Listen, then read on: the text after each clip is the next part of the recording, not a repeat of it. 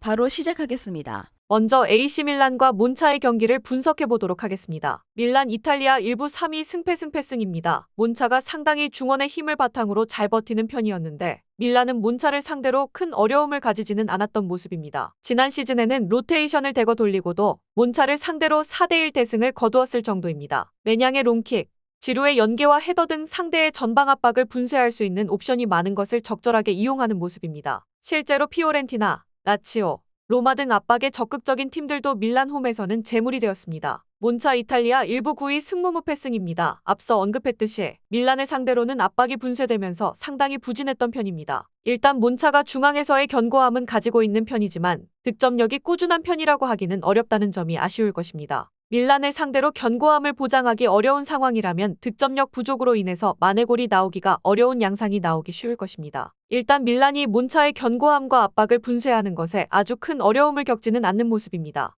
몬차의 득점력이 중원 퀄리티에 비하면 좀 떨어지는 편이라 견고함이 무너지는 상황이라면 만회를 하기 위한 득점을 기록하는 것이 어려울 가능성이 높을 것입니다.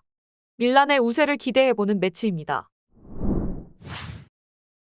다음은 피오렌티나와 엘라스 베로나의 경기를 분석해 보도록 하겠습니다. 피오렌티나 이탈리아 1부 7위 승승무무무입니다. 곤잘레스가 지난 UECL 경기에서 부상을 입은 것이 상당히 아쉬울 듯합니다. 올 시즌 아직 은졸라가 제 역할을 못하는 가운데 이선이 이를 커버하는 양상이었는데 보나벤투라 말고는 꾸준함을 보장할 수 있는 선수가 없어 보이는 것이 사실이기는 합니다. 그나마 중앙에서의 힘은 로테이션을 통해서 비축한 상황이고 중원을 유려하게 쓰는 역량이 있다는 점은 다행일 것입니다. 베로나 이탈리아 1부 19위 페페무무무입니다. 올 시즌 중앙을 쓰는 팀을 상대로는 약했습니다. 주도권을 내주는 것도 내주는 것이지만 선수의 개인 기량의 공격에서 모든 것을 맡겨버리는 성향이 발목을 잡는 양상입니다. 피오렌티나의 약점이 박스 안 슈팅 허용 비중이 높다는 점이지만 최근 두 번의 대결에서도 모두 무득점에 묶이는 등 피오렌티나의 약점을 잘 공략하는 양상도 보여주지 못했습니다. 일단 중앙을 유려하게 쓰면서 주도권을 잡는 팀이 될 가능성이 높습니다.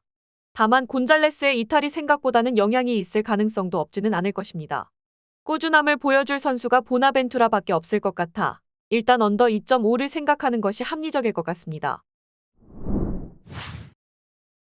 다음은 우디네세와 사수올로의 경기를 분석해 보도록 하겠습니다. 우디네세 이탈리아 1부 17위 무무페무페입니다. 수비에 비해서 빈공이 심각한 팀이라는 이미지가 있습니다. 하지만 사수올로를 상대로는 공략을 아주 어려워하지는 않는 모습인데요. 이유는 사수올로의 중앙에서의 장악력과 박스 안의 수비가 아주 인상적인 팀은 아니기 때문이죠. 루카를 향해서 직선적으로 가는 것도 해법이 될 수 있고 나름 데울로페오의 역할을 최근에는 토뱅이 나름대로는 해주고 있기도 합니다. 사수올로 이탈리아 1부 15위 페무승페페입니다. 사수올로도 나름대로 우디네세를 상대로는 득점력에서만큼은 저력을 보여주는 편이었습니다. 3-5-2를 쓰는 우디네세의 측면을 로리엔테 베라르디가 공략하는 것입니다. 물론 떨어지는 후반 뒷심과 중앙에서의 장악력 때문에 하위 전력을 상대로도 발목을 제법 잡히는 편이기 때문에 사수올로가 저력을 보여주는 것에만 그치고 우디네세를 상대로는 최근 5번의 매치에서 승리를 기록하지는 못하고 있습니다. 생각보다 두 팀이 득점력에서 해볼 만한 요소는 있습니다. 다만 우디네세가 사수올로를 상대로 전적에서 앞선다는 점과 기본적인 견고함과 중앙에서의 힘은 앞서는 양상입니다. 우디네세가 승부에서는 근소하게나마 앞설 수는 있습니다. 물론 승무패가 1옵션이라고 하기는 어렵죠. 오버 2.5 양상을 유력하게 볼 수 있을 것입니다.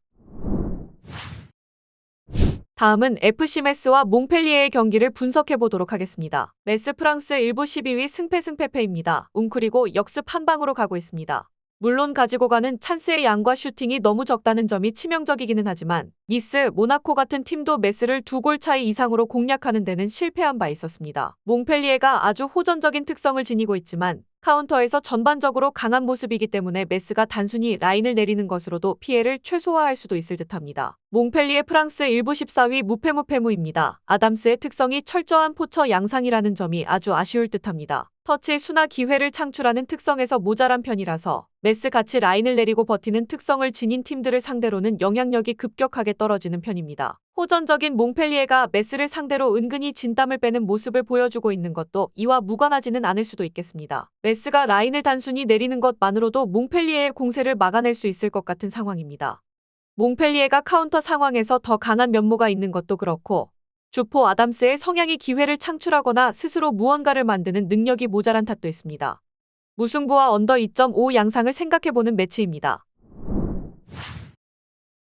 마지막으로 툴루즈와 스타드렌의 경기를 분석해 보도록 하겠습니다. 툴루즈 프랑스 1부 15위 패무무패 승입니다. 툴루즈의 성향을 생각하면 주중 경기가 있는 상황에서는 우려스러운 점이 꽤 많습니다. 특히 체력과 압박을 중시하는 팀 특성상 페이스 조절에 실패할 가능성이 없지는 않다고 볼 수도 있을 것입니다. 실제로 리버풀과의 경기를 치르고는 몽펠리에에게 덜미를 잡힌 경우도 있었습니다. 렌이 원정에서 공격력과 성적이 나쁘다는 것이 위안이기는 한데 렌은 웅크리는 팀을 상대로는 꽤 성적이 좋은 편입니다. 렌 프랑스 1부 13위 승승패패패입니다. 원정에서는 슈팅 전환율이 4%로 떨어지는 등 꽤 부진합니다. 하지만 앞서 언급했듯이 웅크리는 팀을 상대하는 것에는 큰 어려움을 겪지는 않는 편이었는데 지난 시즌 원정에서도 14위 이하의 팀을 상대로는 지지 않았습니다.